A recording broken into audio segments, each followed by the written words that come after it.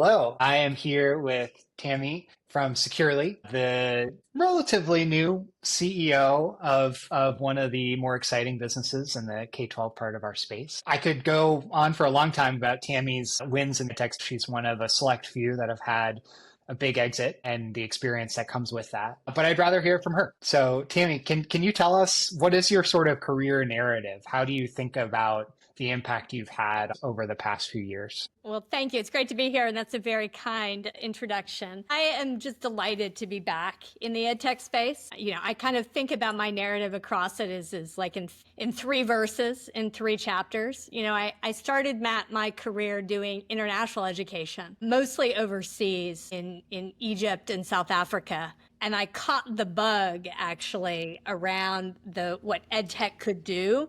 And I'm going to date myself, during Mandela's last years in South Africa.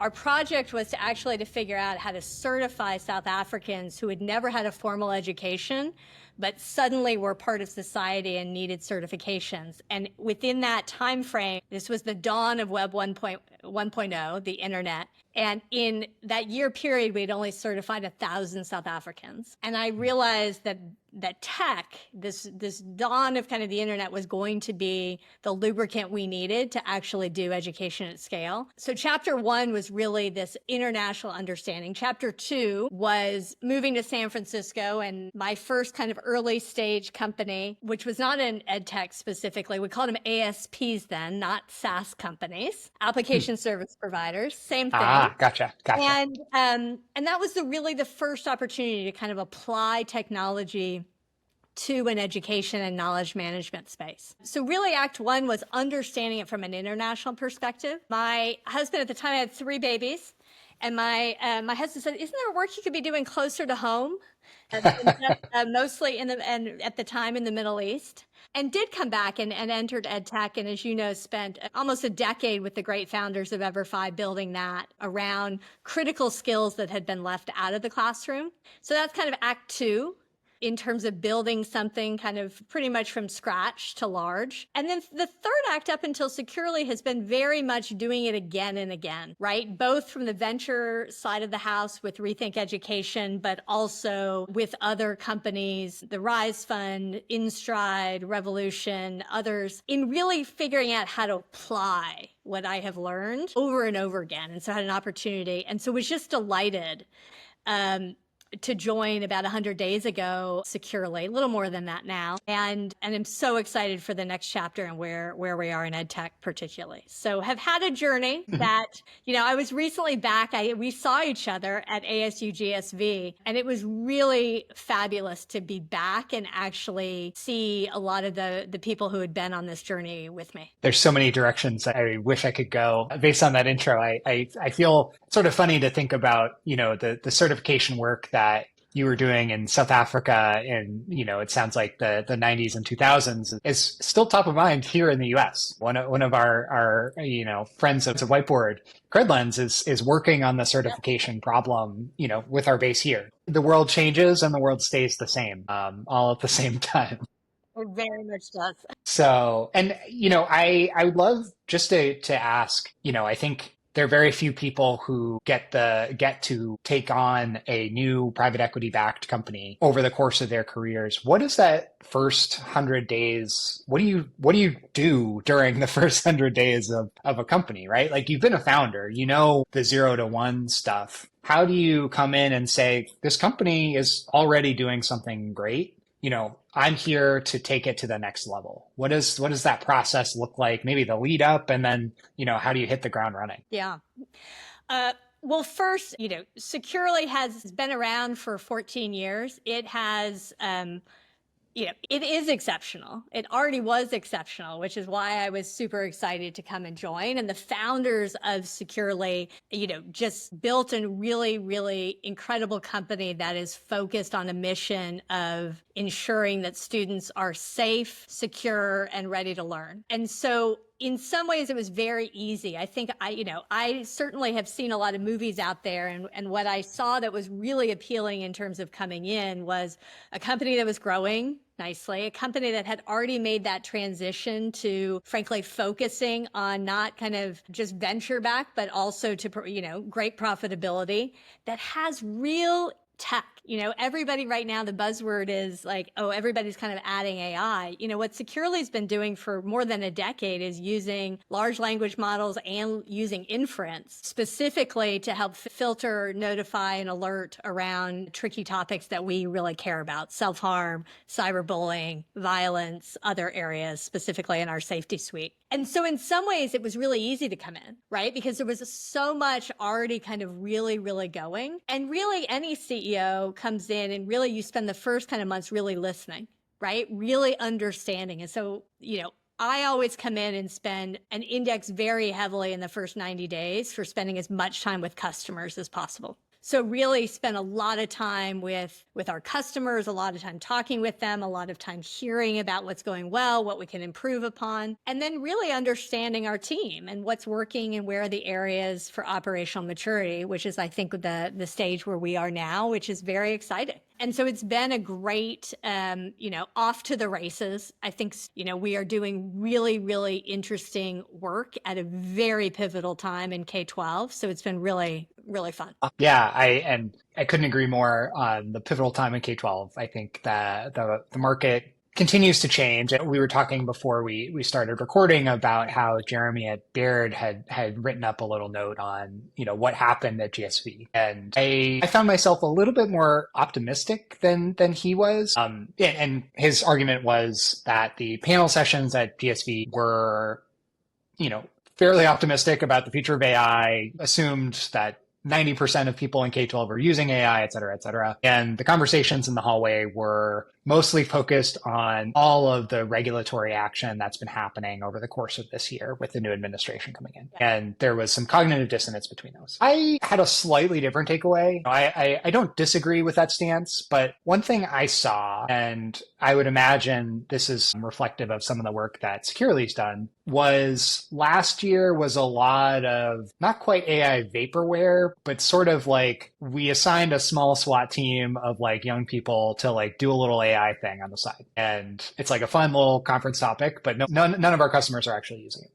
This year, it felt like there were more things I could imagine seeing in the classroom. I don't know what the adoption rate is. It's probably still on the lower end, but it felt like a lot of the big publishers were taking their sort of assessment data exhaust and translating that into real product. I could imagine y'all having a similar story. I don't know. Maybe you can tell me.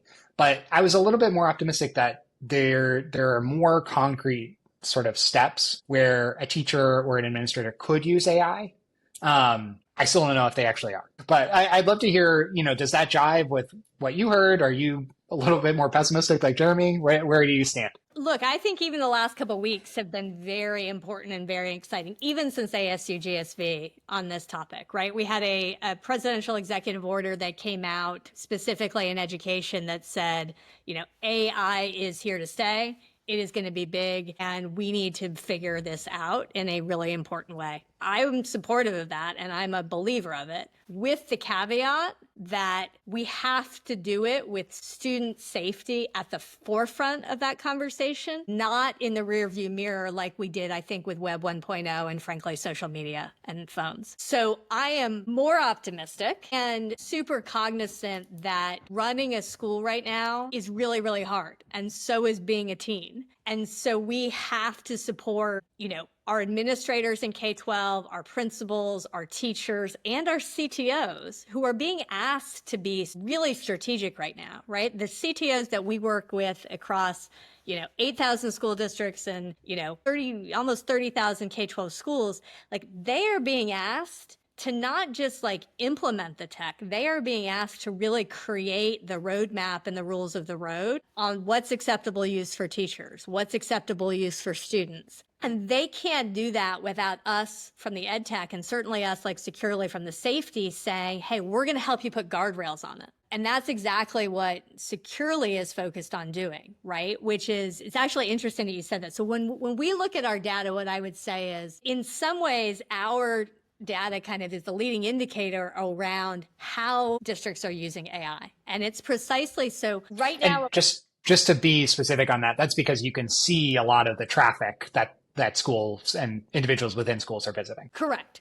So if you think about us, like we have, the longest and leading cloud-based filter around the internet's safety and searches and sites. Adding to that an inference engine that looks for key safety and wellness issues. Plus, we're inside all the classrooms in terms of looking at what teachers and how students are using technology and boiling that all up. And what we are seeing is that at the base level, if a year ago, the knee-jerk reaction when ChatGPT came out was for big districts like LA and New York and others to just say, we're going to ban it, right? That has now shifted to where of our partners, about a quarter, 24%, actually are blocking AI sites at the URL level. I actually thought it would be more, candidly, when we looked at it. Yeah. But I actually think the fact that they're not blocking it demonstrates that they're not quite sure what to block and what to use and where to have it. And so we are really focused at Securly on helping our districts figure that out.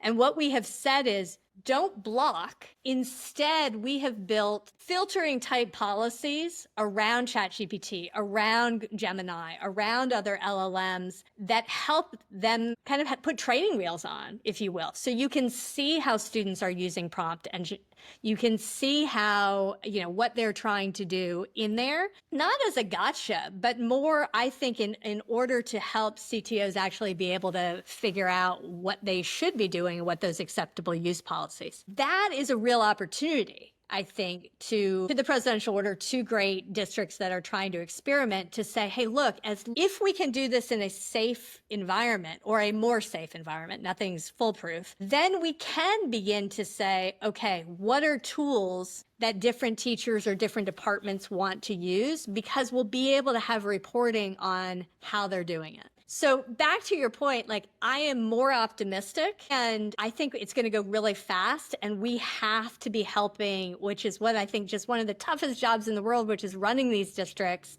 to have them not just frankly have policy folks be like, we need go forth and use, and even organizations to say, well, here is a framework. I think we have to go further. I think we actually have to provide tools to help them do it in a way that's safe. Yeah. And it's sort of funny, like, what you and I think is safe is probably pretty different even from what our partners think is safe. Maybe not that different, but like, it's such a like individual, a little bit objective, but also a little bit subjective decision. I think I'd be curious to hear your reaction to, like, at this point, YouTube has found an established position within schools. Yep. And it has like some degree of moderation, but some degree of not. 75% of teachers use it. Like, it's sort of in this funny place where I think like maybe nobody's like particularly happy with it, but maybe that's actually a sign that it's working. So is that like a good comp? Is that like where we might expect some of these AI tools to end up? Or is this just like a different, maybe I'm barking up the wrong tree? Yeah, no, I mean, look, we could have a whole session on YouTube. We have a great partnership with Google and they have been really, really helpful. But YouTube, I think as a proxy is a really interesting piece. I spend a ton of time talking with K-12 school districts about YouTube, right? Yeah, I bet. And in some ways, Securly is a partner with big tech, in some ways trying to monitor and hack it in order to have it be useful to K-12. Yeah. Right. And YouTube, I think, is a good example, right? YouTube, in my opinion, was not built for a K-12 audience. It was Definitely built not. for consumer use to drive additional usage in many ways. And it is a wildly helpful K-12 education tool. But we, even within our safety platform, are like we have to provide kind of rules of the road and guidelines around it. Sometimes we get it right. Sometimes we're blocking the right content in it. Sometimes, it depends on what a teacher is using. We work on trying, our platform on YouTube is trying, like we hide the comments, we hide the real, like we are trying to help in partnership with big tech, make these things as to our K-12 users as possible. I think AI, to your point, is going to be the same. Like we are going to have to kind of figure out like what are the guardrails around it that we put in place that make it specific for K-12 and not be afraid to try. And Yeah. that's, I think, where, big tech and ed tech have to work together in this. And I think what's so interesting about that, sorry, just to Yeah, like please. riff a Yeah. little, is the sort of and I think this is under discussed, so that's why I want to call it out Yeah. explicitly. And so for a platform like YouTube or a tool like ChatGPT, the reason big tech companies act the way they do is their market opportunity is hundreds of billions of dollars. And the K-12 market or even the higher ed market is relevant, but is not on the scale of hundreds of billions of dollars, at least, within the US specifically, Yes. and comes with significant, not red flags, but like hurdles that are important, right? Where like you can't just serve any piece of content to an 8-year-old. Like there are reasons we have laws in place to protect children. Those are really important. And so it becomes this like, it is almost never a good ROI for YouTube to invest in specific policy, specific product features around students and usage in schools specifically. They do sometimes, I do in a good for way. more altruistic reasons. But that's why, like, I think this type of partnership that y'all have built with big tech, and I think it extends beyond just Google. I think you have a number It of big does. tech partners. It does. Yeah. It's critical because, like, it is still a relevant and good business. It can be a good business to do well for students, but it's almost never a priority for big tech. So I think that's like one of the underappreciated parts of ed tech, and the role that we play is helping intermediate those like broad consumer applications for safe use in school. I think that's right. And I think, back to LLMs and back to kind of AI, look, all of those are being built off of the back end of the big LLMs in a good way. Right. And the type of reporting that K-12 administrators need to keep kids, in our case, safe and ready to learn have to be nuanced. And you talked about this, right? As more of these conversations, I believe really firmly that you can have safety and student privacy together. Like it is a huge, huge piece for me, which is, you know, we must prioritize both in our use of technology. And I think I shared this at the beginning. Like I have spent 20 plus putting technology into schools and into kids' hands and being an advocate for digital learning. I feel a huge amount of responsibility now to be sure that we are doing that safely with efficacy, thinking about what the right ways to keep it there.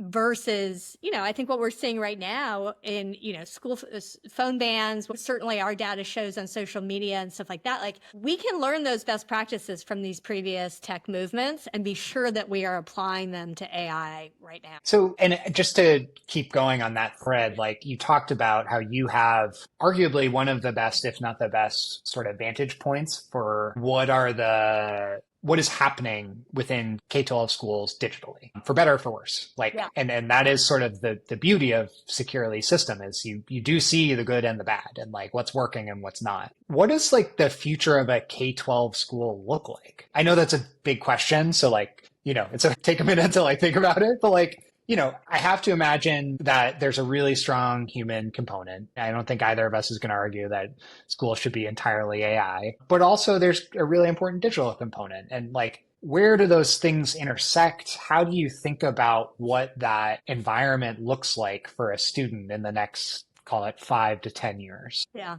it's a great question. I'll give a shout out. My sister, who just announced her retirement last week, after 32 years serving in Fairfax County Public Schools in Virginia as first Amazing. teacher all the way up to kind of leading one of the key regions. And I'm on the tech side of the house. And we constantly have this conversation around like, where does this go? And we have very, different views, not different, but just insights, experience in terms of what it looks like. Look, at the end of the day, I think the insight that I have is on the tech side. I believe that ultimately, as I said, like our job on the digital side of the house is to make the human side of the house, both for the administrators and for the students, easier. To make teaching and learning easier.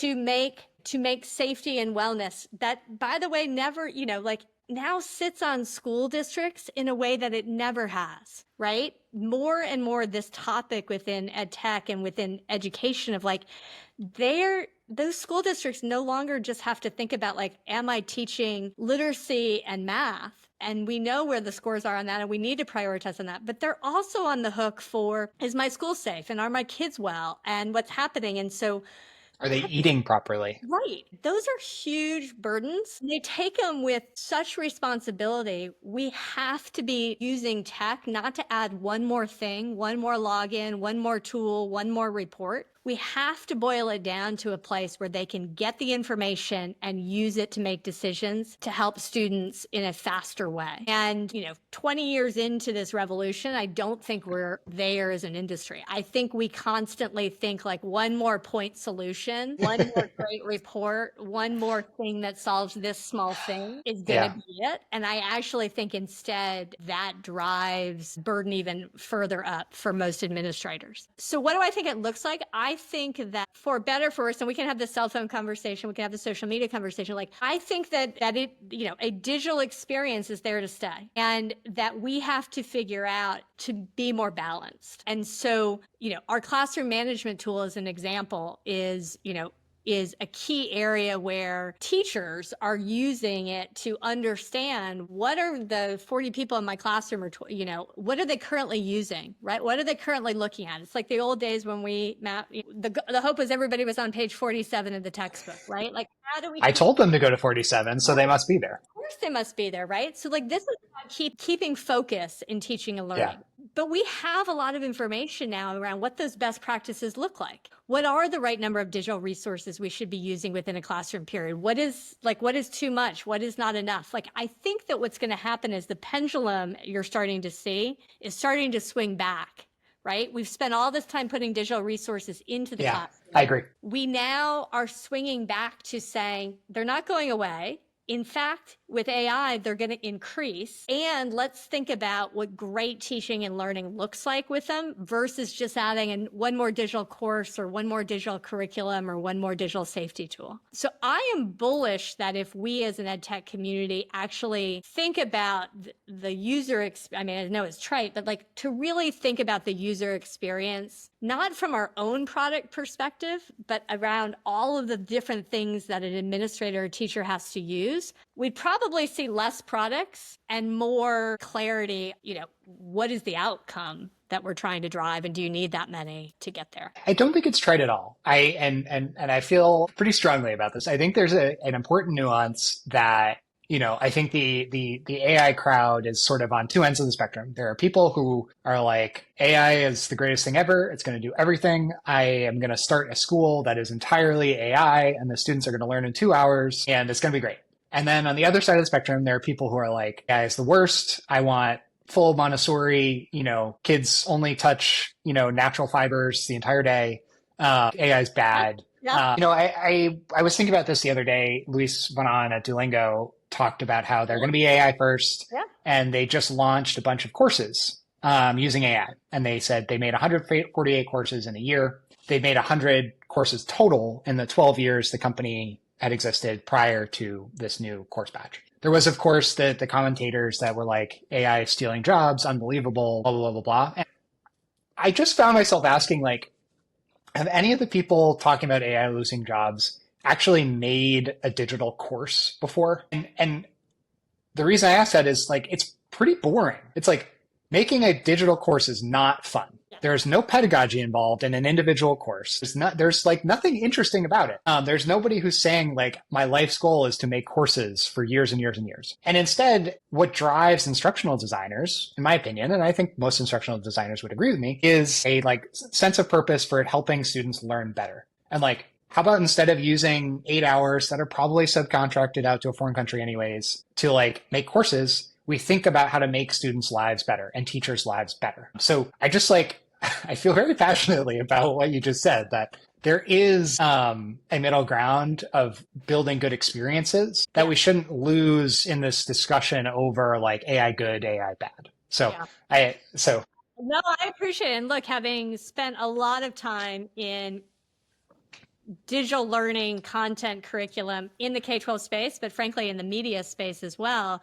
like the conversation about content and curriculum creation, digital creation, that is going to totally shift. To your point around like, what is kind of curriculum creation and content. But I actually think that that also emphasizes our point more, which is maybe we've been too focused on the content, and instead we can focus more on, frankly, the user, like the experience of teaching and learning and the workflow. And I think that that is where, again, we begin to look at seeing kind of, frankly, what students are doing in terms of the internet and these other vectors within workspaces and other things like that. Now, granted, we are focused on very particular safety issues, but it Yeah. is wildly interesting. I think one of the pieces that we've seen that I think we put out a month or two ago is in the states, we did a quick analysis of in the states that have banned cell phones. We looked at some of the bigger districts across in those states. And what we saw, which is not surprising, is that usage on district issued devices went up 30%.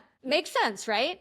I'm a kid, whether it's locked away in a locker, whether it's shut down, regardless of where it is, the idea is that the activities that they were doing on their cell phone in schools, Had they are been now swapped. trying to do in some capacity on their desktop or on their laptop or Yeah. Chromebooks or whatever. I'm like, great, because what our communities, what our parents and our caregivers and our communities should then think is, okay, at least the guardrails are there, ideally, not always perfect, but there to help understand kind of what in that activity is teaching and learning and what is not. And so, again, I think a lot of these observations, we also see that, if I said that only 23% or 24% of our schools are blocking like AI tools at the URL level, we actually see now that 93% are blocking social media piece, right? So, Yeah.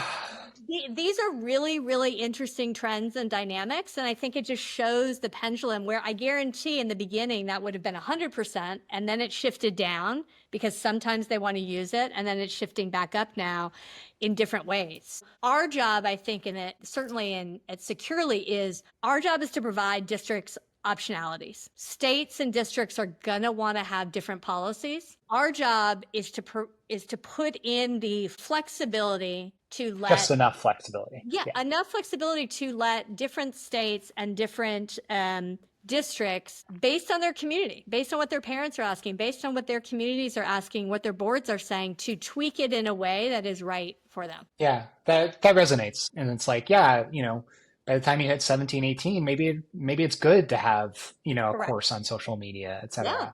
I don't want to hold you for too much longer, but I would be remiss because you've been in this space for so long. You've seen, at least a couple of pretty successful things, and you've probably seen a lot of not so successful things. What are some of the like myths about ed tech that, you think you have a unique perspective on? Can we like bust some myths, or can we validate some myths? Either direction is interesting. Yes. So I have to think of what the myth is. Yeah. So one of the myths that somebody gave when I asked this question was it was Michael London at UWill, who's a whiteboard friend, and he said that the sales cycle is often cited as a reason for non-success.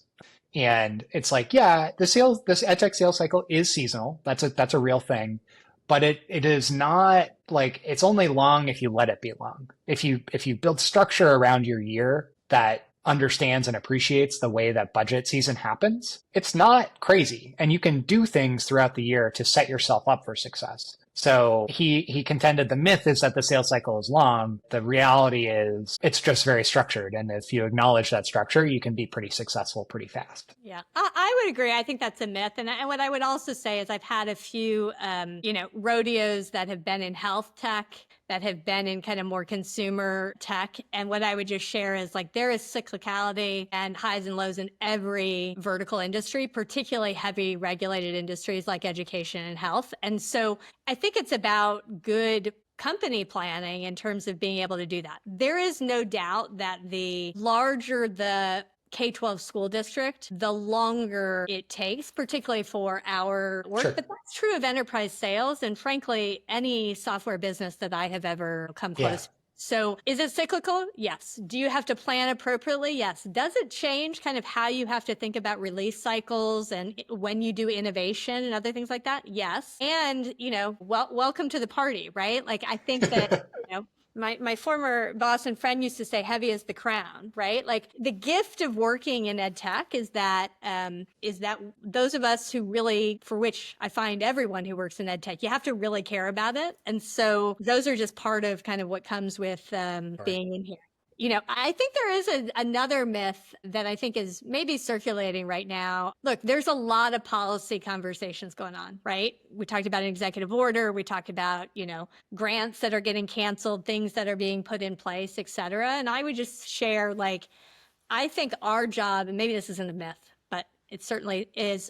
Our collective job, I think, is to trying to be calm in the chaos for schools. And particularly in our, what I would call horizontal within ed tech around safety, security, that area, I actually believe is one of the stable pieces and one of the pieces where we cannot afford to take our eye off the ball. And so I've heard a little bit of like, oh, everything's kind of everything's up in the air, everything doesn't. I actually believe that that might be true in some areas, and I'm wildly empathetic to that. And I just don't think we can take our eye off the ball with K-12 schools right now to be sure that we are supporting them in that area. I think that there's a little bit of like, oh, we don't know yet. We don't know what's coming. We don't know what's going to be at the state. I think that's true for a lot of other topic areas. I think for mine in particular, for Securely, for this space, it is only becoming more important and states are really paying attention. Well, I couldn't agree more. And I'm grateful that we have somebody like you stewarding that challenge. I think it's really hard. I think it is really exciting, but also, a little stressful saying, hey, we have the future of students in the US, young people in the US in our hands. And we have to be really careful about how we affect them. So I agree. so I'm grateful for your sort of levity in what is, a chaotic and stressful time. So thank you, Tammy, for coming on and taking the time. And hopefully we can do this again soon. I would love it. And I appreciate you ending that way. If we keep students at the center of this, they are the most resilient in our communities, right? They are going to lead us through this next tech revolution. And we have to be sure we use both ears to listen to what they need in it. And so I appreciate you driving the dialogue. Nice to see you, Matt. Good to see you too.